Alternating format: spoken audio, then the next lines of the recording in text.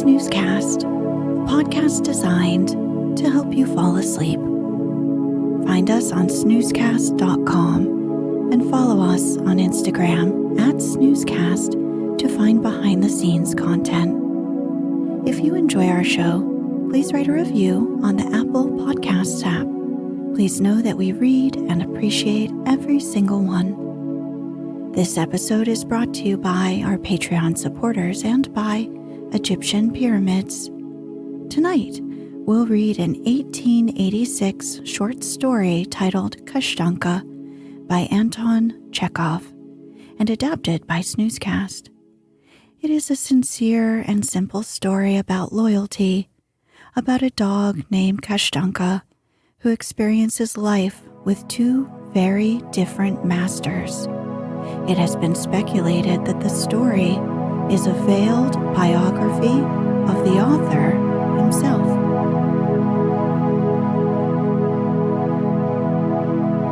Let's get cozy. Close your eyes.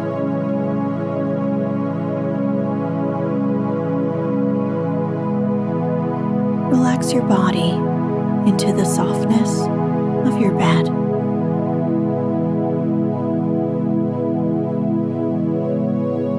Now, take a few deep breaths.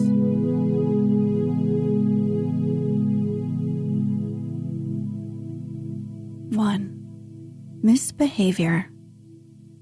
A young dog, a reddish mutt, between a dachshund and a yard dog, very like a fox in the face, was running up and down the pavement, peering from side to side. From time to time, she stopped and, lifting first one paw and then another, tried to make up her mind how it could have happened that she was lost. She remembered very well how she had passed the day and how, in the end, she had found herself on this unfamiliar pavement. The day had begun by her master, Luka Alexandrich's, putting on his hat, taking something wooden under his arm wrapped up in a red handkerchief, and calling, "Kashtanka, come along." Hearing her name, the dog had come out from under the work table, where she slept on the wood shavings, stretched herself voluptuously, and ran after her master. The people Luka Alexandrich worked for lived a very long way off, so that, before he could get to any one of them, the carpenter had several times to step into a tavern to fortify himself. Kashtanka remembered that on the way she had behaved impolitely. In her delight that she was being taken for a walk, she jumped about, dashed barking after the trains, ran into people's yards, and chased other dogs. The carpenter was continually losing sight of her, stopping and shouting for her to come back.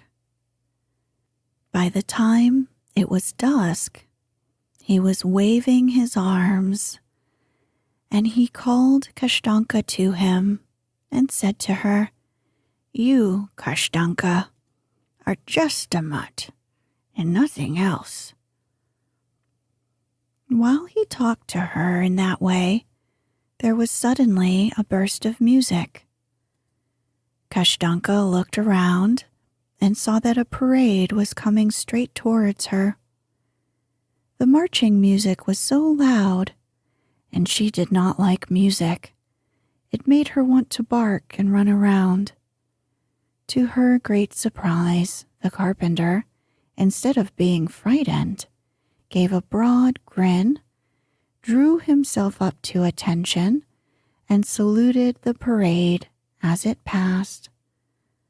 Kashtanka dashed across the road to the opposite pavement. When she recovered herself, the band was not playing, and the parade was no longer there. She ran across the road to the spot where she had left her master, but alas, the carpenter was no longer there. She dashed forward, then back again, and ran across the road once more, but the carpenter seemed to have vanished into the earth. Kashtanka ran up and down and did not find her master, and meanwhile it had got dark. Big, fluffy snowflakes were falling and painting white the pavement, the horses' backs, and the cabmen's caps, and the darker the evening grew, the whiter were all these objects. When it got quite dark, Kashtanka curled up in a protected entranceway. The long day's journeying with Luka Alexandrich had exhausted her, and she was awfully hungry. Only twice in the day had she tasted a morsel. She had eaten a little paste at the bookbinder's, and in one of the taverns she had found a sausage skin on the floor near the counter. That was all. 2. A mysterious stranger. But she thought of nothing. She had dozed off in her exhaustion. All at once, the door of the entrance clicked, creaked, and made her jump up. A man came out. As Kashtanka got under his feet, he could not help noticing her. He bent down to her and asked, "Doggy, where do you come from? Did I startle you? Oh, poor thing. Come, don't be cross. I am sorry."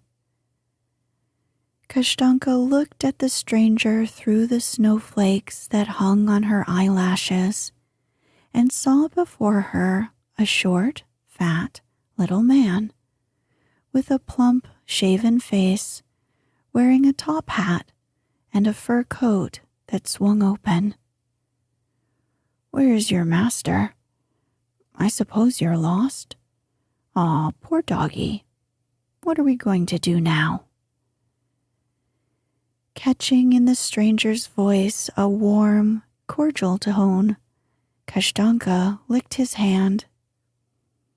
"Oh, you nice funny thing," said the stranger. "A regular fox. Well, there's nothing for it. You must come along with me." He made a clicking sound with his mouth and made a sign to Kashtanka with his hand, which could only mean one thing: "Come along." Kashtanka went. Not more than half an hour later, she was sitting on the floor in a big, lit room and, leaning her head against her side, was looking with tenderness and curiosity at the stranger who was sitting at the table dining. He ate and threw pieces to her. At first he gave her bread and the green rind of cheese, then a piece of meat, half a pie, and some chicken, while through hunger she ate so quickly that she had not time to distinguish the taste. "Your masters don't feed you properly," said the stranger, seeing with what greediness she swallowed the morsels without munching them.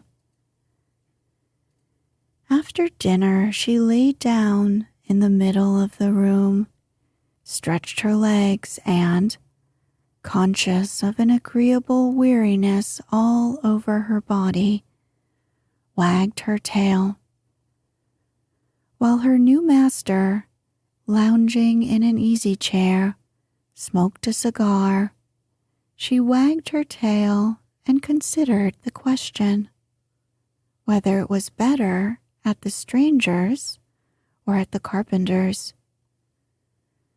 The stranger's room smelt of nothing, while there was always a thick fog in the carpenter's room and a glorious smell of glue, varnish, and shavings. On the other hand, the stranger had one great superiority. He gave her a great deal to eat and, to do him full justice, when Kashtanka sat facing the table and looking wistfully at him, he did not once shout, "Go away, Mutt." When he was finished with smoking his cigar, her new master went out, and a minute later came back holding a Kashtanka-sized mattress in his hands. "Hey, little dog, come here," he said, laying the mattress in the corner near the dog. "Lie down here. Go to sleep." Then he turned out the lamp and went away. Kashtanka lay down on the mattress and shut her eyes. But all at once she was overcome, thinking of old Luka Alexandrich, of his son Fedyushka, and her snug little place under the bench.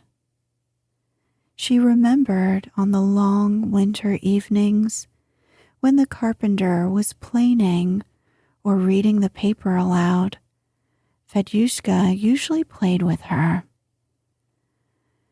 But soon exhaustion and warmth prevailed.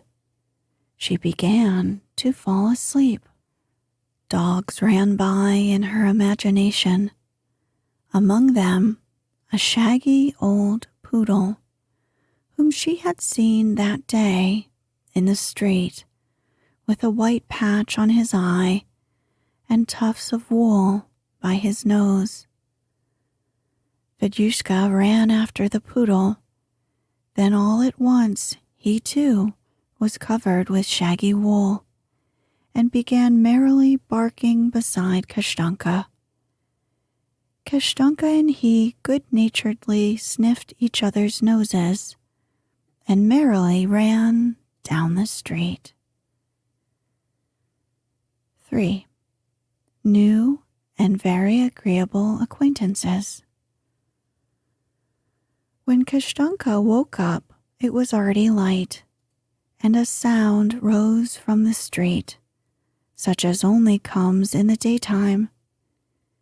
Kashtanka stretched, yawned, and walked about the room. She sniffed the corners and the furniture, looked into the passage, and found nothing of interest there. Besides the door that led into the passage, there was another door. After thinking a little, Kashtanka scratched on it with both paws, opened it, and went into the adjoining room. In the bedroom was another door, also closed. Kashtanka scratched at the door, leaned her chest against it, opened it, and was instantly aware of a strange smell. She walked in and saw something surprising. A gray gander goose came straight towards her, with its neck bowed down to the floor and its wings outspread. Not far from him, on a little cat bed, lay a white tomcat. The dog was frightened in earnest, but not caring to betray her alarm, began barking loudly and dashed at the cat. Then Kashtanka leapt up and dashed at the gander. The stranger came into the room in his dressing gown, with a cigar between his teeth. "To your places." The cat obediently lay down again on his mattress and closed his eyes. The gander craned his neck and began saying something rapidly, excitedly, distinctly, but quite unintelligibly. All right, said his master, yawning. You must live in peace and friendship. He stroked Kashtanka and went on. And you, Red Hair, don't be frightened. They are capital company. They won't bother you. Say, what are we to call you? You can't go on without a name, my dear.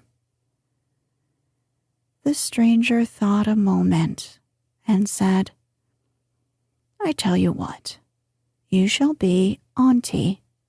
Do you understand? Auntie. And repeating the word Auntie several times, he went out. Kashtanka sat down and began watching. The cat sat motionless on his little bed and pretended to be asleep. The gander, craning his neck and stamping, went on talking rapidly and excitedly about something. Apparently, it was a very clever gander. After every tirade, he always stepped back with an air of wonder and made a show of being highly delighted with his own speech. 4. Marvels on a Hurdle. A little while afterwards, the stranger came in again and brought a strange thing with him, like a hurdle. On the crosspiece on the top of this roughly made wooden frame hung a bell, and there were strings from the tongue of the bell. The stranger put the frame in the middle of the room, spent a long time tying and untying something, then looked at the gander and said, Ivan Ivanitch, if you please. The gander went up to him and stood in an expectant attitude. Now then, said the stranger, let us begin at the very beginning. First of all, bow and make a curtsy. Look sharp. Ivan Ivanitch craned his long neck, nodded in all directions, and scraped with his foot. Right, bravo.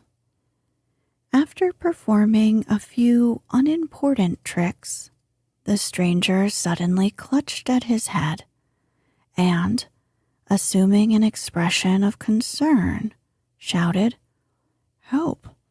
The building is on fire. Ivan Ivanitch ran to the frame, took the string in his beak, and set the bell ringing. The stranger was very much pleased. He stroked the gander's neck and said, Bravo, Ivan Ivanitch.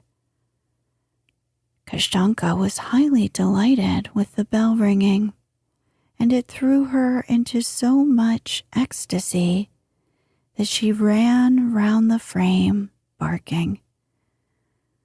Auntie, lie down, cried the stranger. For a whole hour afterwards, the stranger drove the gander round him on a cord, and the gander had to jump over barriers and through hoops. Come, let us begin with the Egyptian pyramid, began the master. He spent a long time explaining something, then gave the word of command, 1, 2, 3. At the word 3, Ivan Ivanitch flapped his wings. When, balancing himself with his wings and his neck, Fyodor Timofeyitch, the cat, listlessly and lazily, and with an air of scorning his art and not caring a pin for it, climbed up, then reluctantly mounted on the gander and stood on his hind legs. The result was what the stranger called the Egyptian pyramid. Kashtanka yapped with delight, but at that moment the old cat yawned and, losing his balance, rolled off the gander. Ivan Ivanitch lurched and fell off too. The stranger shouted, waved his hands, and began explaining something again.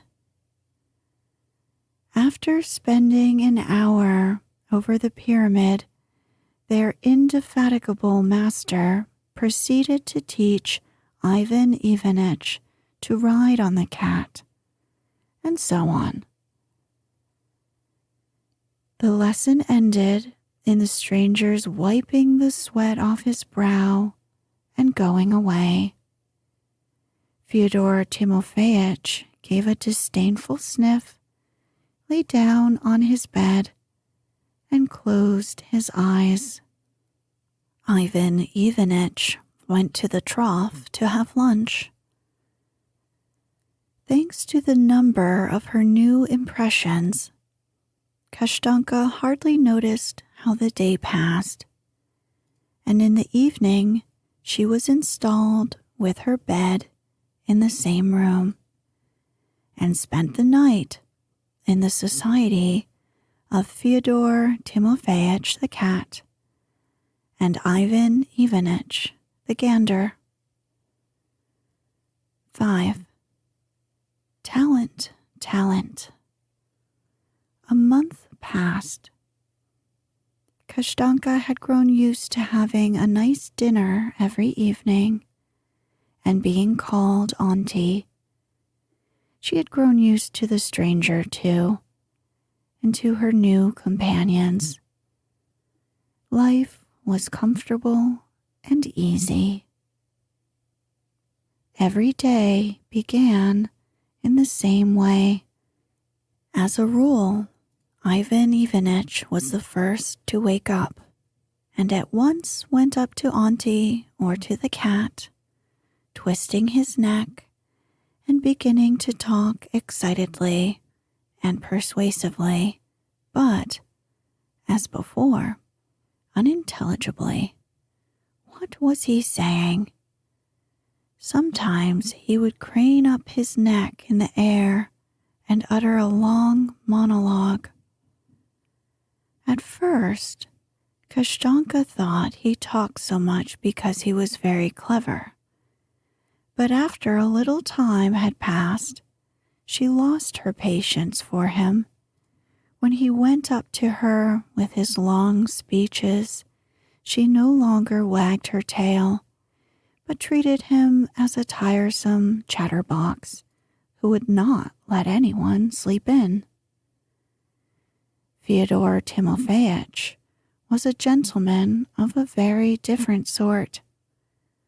When he woke, he did not utter a sound, did not stir, and did not even open his eyes.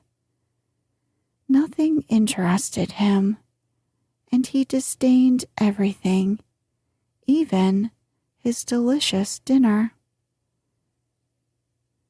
When she woke, Kashtanka began walking about the room and sniffing the corners. She and the cat were the only ones allowed to go all over the flat. The gander had not the right to cross the threshold of the room. Their master got up late, and immediately after drinking his tea, began teaching them their tricks.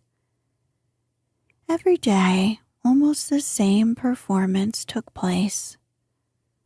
The lesson lasted 3 or 4 hours, so that by the end of it, they were all completely exhausted, including the stranger. The lesson and the dinner made the day very interesting, but the evenings were calm. Left alone, Auntie lay down on her little mattress and relaxed. Kashtanka became homesick when she would rest in quiet.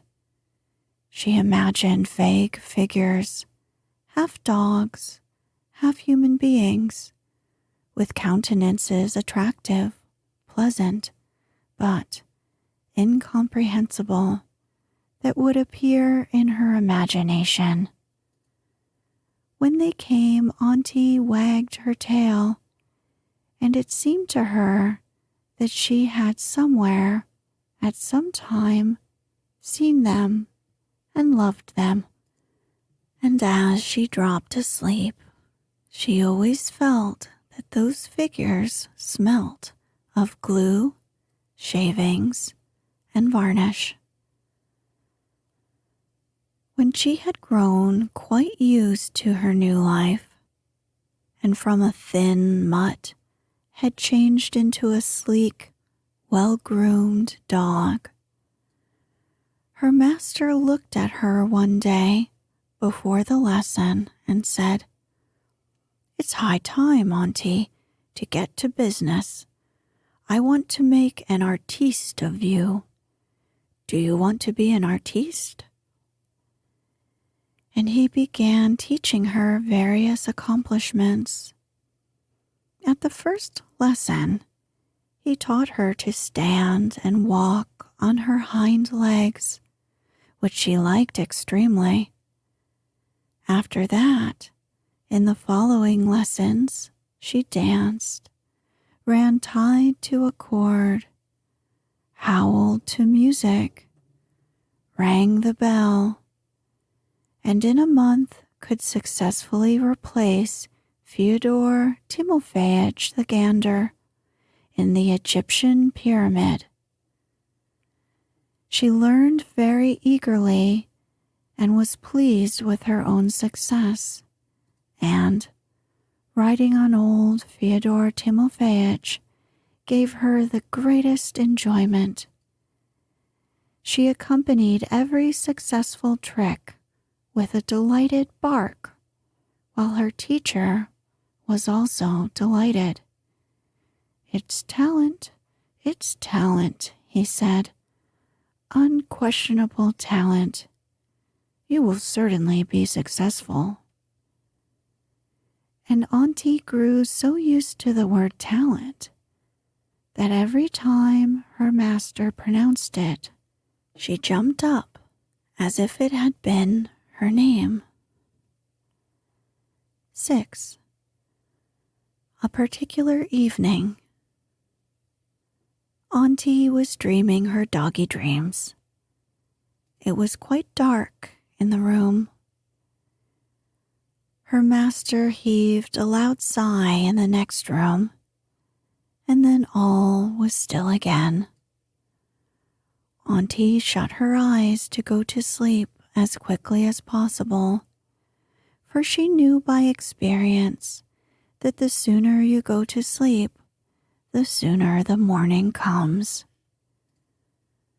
All at once, there was a strange honking not far from her, which made her jump up on all 4 legs.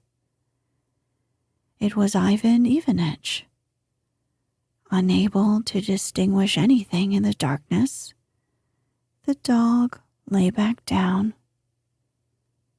Some time passed, and it had been silent. Little by little, Auntie began to doze, and all at once there was again a honking. Then, there was the sound of shuffling slippers, and the master came into the room in his dressing gown with a candle in his hand. Auntie heard her master cry that Ivan Ivanitch had run away, and she followed her master into his bedroom. He sat down on the bed and repeated several times, "Oh dear, what's to be done?" Auntie walked about round his feet, watched every movement he made. Fyodor Timofeyich, who rarely left his little mattress, came into the master's bedroom too, and began rubbing himself against his feet. "I already miss Ivan Ivanitch," said the master, sighing, "and I was just dreaming I would take him in the spring into the country and would walk with him on the green grass. How shall I do it without you now?" Auntie went under the sofa and sat down there to think about the goose that had run away, and wondered if the goose had been trying to tell her something all along. 7. A Debut. One fine evening, the master came into the room and, rubbing his hands, said, "Today I shall take with me Auntie and Fyodor Timofeyich. Today, Auntie, you will take the place of the missing Ivan Ivanitch in the Egyptian pyramid. Goodness knows how it will be. Nothing is ready. Nothing has been thoroughly studied. There have been few rehearsals." Then he went out again, and a minute later came back in his fur coat and top hat. Going up to the cat, he put him inside the front of his coat, while Fyodor Timofeyich appeared completely unconcerned and did not even trouble to open his eyes.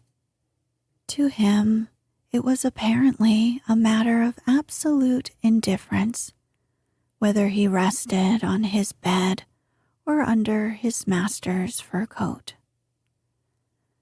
"Come along, Auntie," said her master. Wagging her tail and understanding nothing, Auntie followed him. A minute later, she was sitting in a sled by her master's feet. The sled stopped at a big, strange-looking house. The long entrance to this house, with its 3 glass doors, was lighted up with a dozen brilliant lamps. There were a great many people. There were no dogs to be seen, though. The master took Auntie in his arms and thrust her in his coat, where Fyodor Timofeyich already was. It was dark and warm. For an instant, 2 green sparks flashed at her. It was the cat. Auntie licked his ear and, trying to settle herself as comfortably as possible, poked her head out of the coat, but at once tucked it in again. In another moment, the coat was flung open. The master said, "Hop," and Fyodor Timofeyich and Auntie jumped to the floor. They were now in a little room with gray plank walls. Their master sat down on the stool and, looking in the mirror, began playing the most surprising tricks with himself. First of all, He put on his head a wig, a mustache, and red on his cheeks. His antics did not end with that. He put on a bright tailcoat, red with gold trim, and with a waistcoat, a black top hat, and a bow tie. Somewhere through the wall, a loud band was playing, and from time to time, Auntie heard the roar of an audience. Only one thing reassured her. That was the imperturbability of Fyodor Timofeyich. He dozed with the utmost tranquility under the stool and did not open his eyes even when it was moved. "Ringmaster George, you're up," someone shouted behind the door. Their master got up and took the cat from under the stool and put him in a box. "Come, Auntie," he said softly. Auntie, who could make nothing out of what was happening, went up to his hands. He kissed her on the head and put her gently beside Fyodor Timofeyich. The box swayed and quivered as though it were on waves. "Here we are again," her master shouted aloud. There was a loud, deep roar from the audience. "Honored friends, there is something very heavy in the box. It must be gold. I bet there's $1 million in there. We'll open it and look." The lock of the box clicked.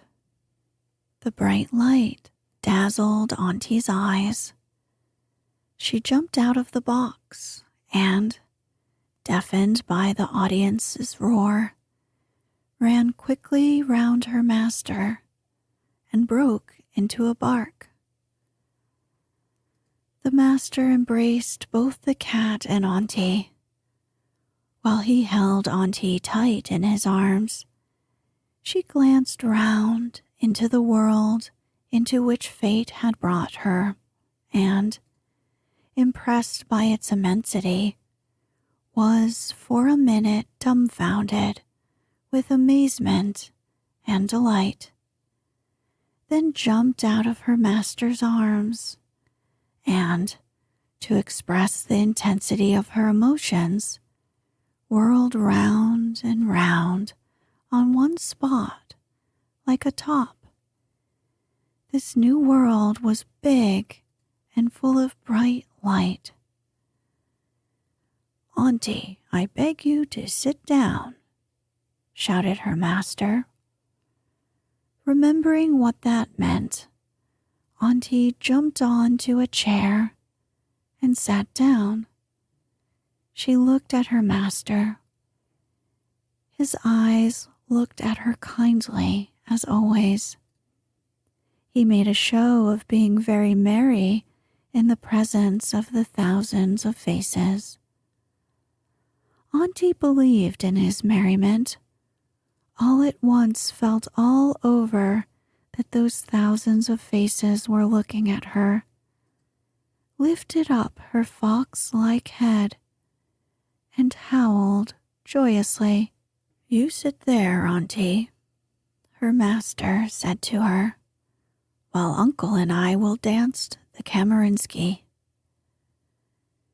Fyodor Timofeyich stood looking about him indifferently, waiting to be made to do something silly. He danced listlessly, carelessly, sullenly, and one could see from his movements, his tail and his ears, that he had a profound contempt for the crowd, the bright light, his master, and himself. When he had performed his allotted task, he gave a yawn and sat down. "Now, Auntie," said her master, "we'll have a first song, then a dance, shall we?" He took a pipe out of his pocket and began playing. Auntie, who did not enjoy music, began howling. A roar of applause rose from all sides. Her master bowed, and when all was still again, went on playing. Just as he took one very high note, someone high up among the audience uttered a loud exclamation. "Auntie," cried a child's voice. "Why, it's Kashtanka." "Kashtanka it is," declared a cracked tenor. "Vedyushka, it is Kashtanka. Kashtanka, here." Someone in the gallery gave a whistle, and two voices, one a boy's and one a man's, called loudly, "Kashtanka, Kashtanka."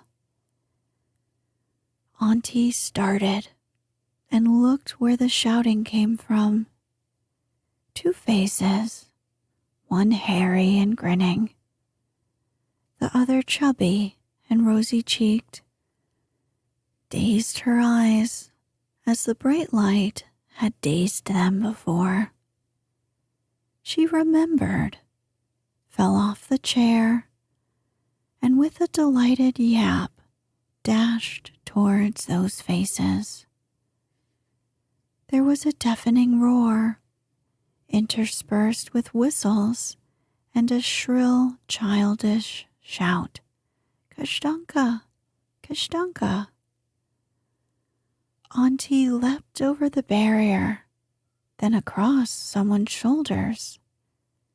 She was passed from hand to hand. She licked hands and faces, kept climbing higher and higher, and at last got into the gallery.